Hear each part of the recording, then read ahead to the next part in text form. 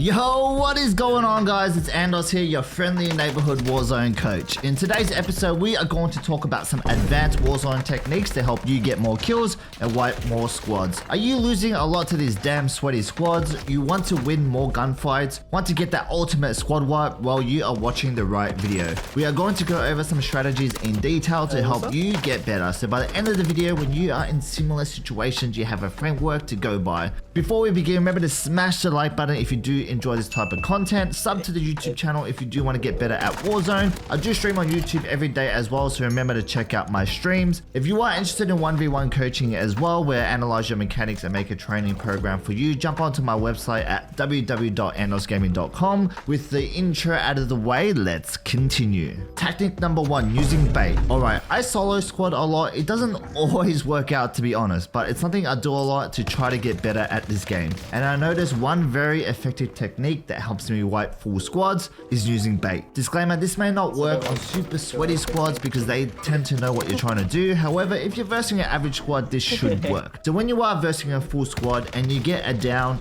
leave that person as bait. On a side note, try to get a pick or two before pushing full squads. Don't run in straight away.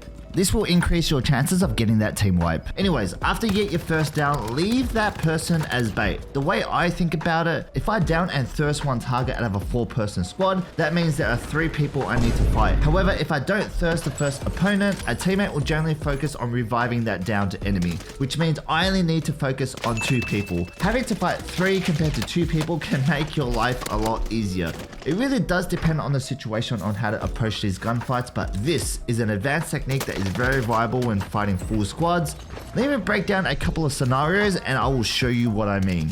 Alrighty, in this scenario, I am pushing a full squad at Lighthouse, one of my favorite places to push. Joking, I hate this place, however it is what it is. Please don't camp Lighthouse.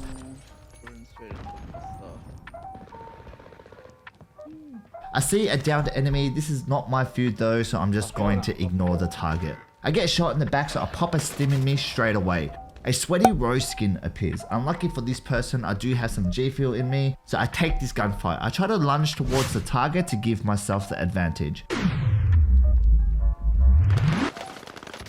I managed to get the down here. I make an important decision. I leave this rose skin as bait. I'm low on armor, there are still 3 targets around. I have no time to waste, so I head into the house.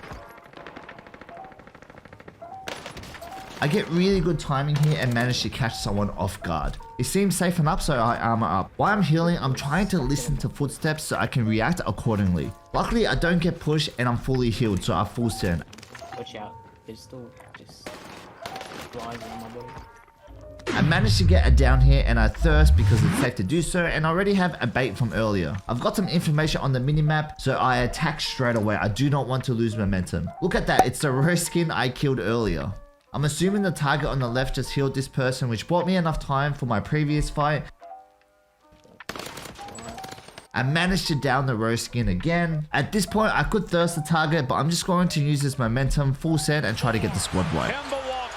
Step back, Walker, as you can see, that went pretty well. When versing multiple enemies, you don't always have to thirst. Leave one as bait. It's going to give you some wiggle room to finesse the team. Yes, you do risk not getting the kill. However, in the long run, you are more likely to get that squad wipe. Don't believe me still? Okay, let me break down another scenario to emphasize this topic further. Let's go.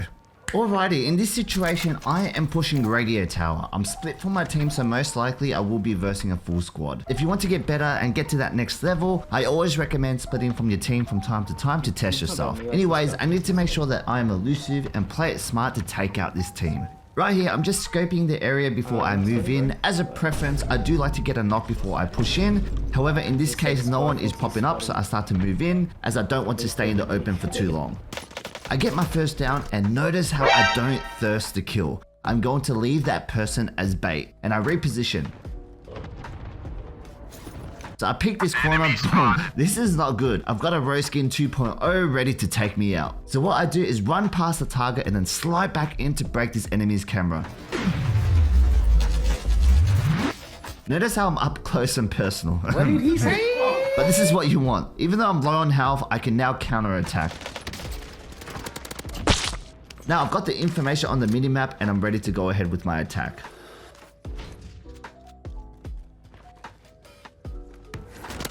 I'm a bit cheeky here, I down the enemy as soon as the revive happens and change my angle to try to catch the other person off guard.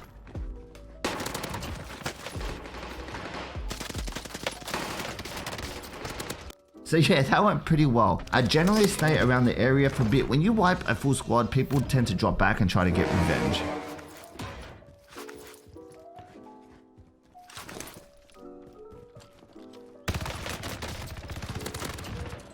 I managed to take out the last target, and yeah, that's how you finesse a squad.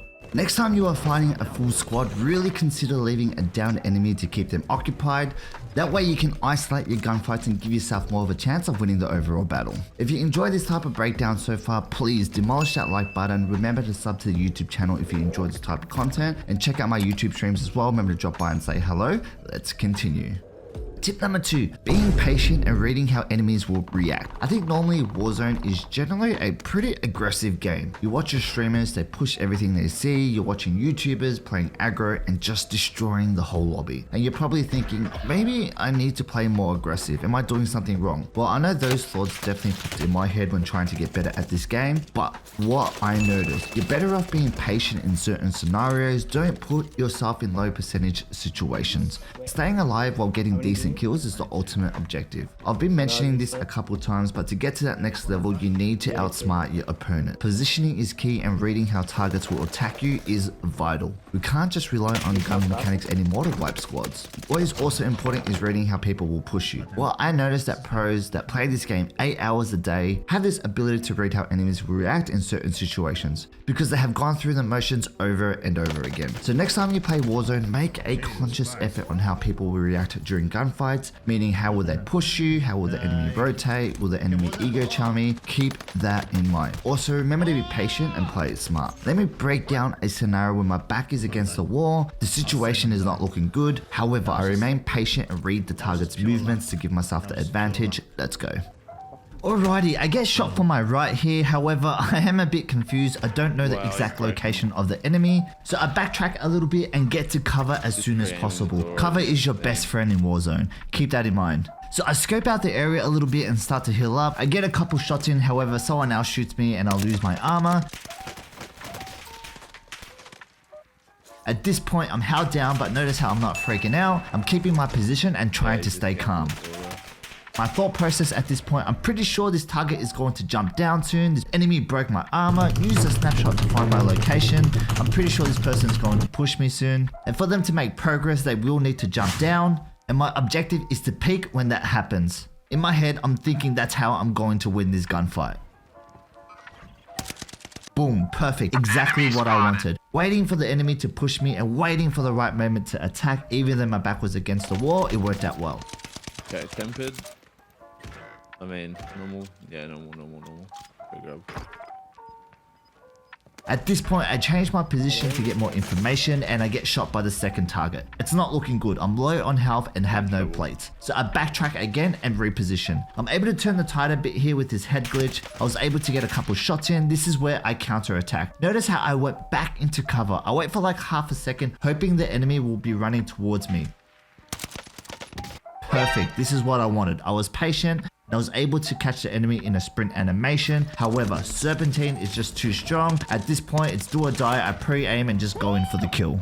That is it for today's episode. Hope you guys enjoyed the tips and tricks. Just to recap, remember not to always thirst. Start using people as bait. This tactic is super useful when you are versing squads by yourself. On that subject, I always recommend if you want to get better at this game, start pushing squads by yourself. Also, remember to be patient. Play your life and read how people will react during gunfights. On a side note, this is the final season of Warzone. Warzone 2 is just around the corner. I'm super excited about this. Let me know what you guys think below in the comment section. I really am going to miss this game, but I think it is time for something new. I do want to thank everyone that has shown their support throughout the life cycle of Warzone. This game has definitely been a roller coaster, but overall it has been a really good experience starting up this YouTube channel and everything like that. Anyways, love you all, appreciate the vibes. As always, I wish you guys all the best and good luck on the Warzone.